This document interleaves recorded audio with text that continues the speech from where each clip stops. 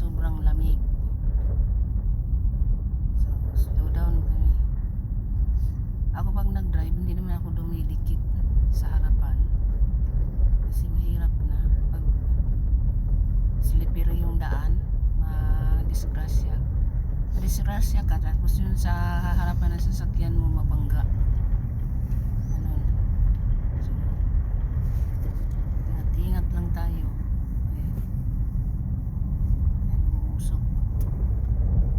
Parang usok yung hangin kasi. Ayan. Mahirap na.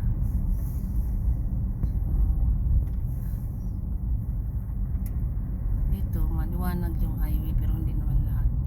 Kasi pag malayo na sa hindi sa village, madilim na talaga. So, ganun talaga ang buhay. Ayan, may sign na may camera. So may bawat speed kasi chine-check ng police, so hindi ka pwedeng mag-overspeeding. Kapag nag-overspeeding ka, magka-ticket ka. So mawalan ka ng points. Kapag naubos yung points mo sa pagdadrive, magbabalik ka ng driving. So ganito yung policy dito.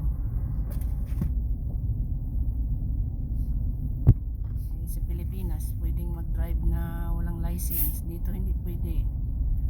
No license, hindi ka pwedeng mag-drive. At kung may probatory license ay may katabing driver na totoo. Hindi ka pwedeng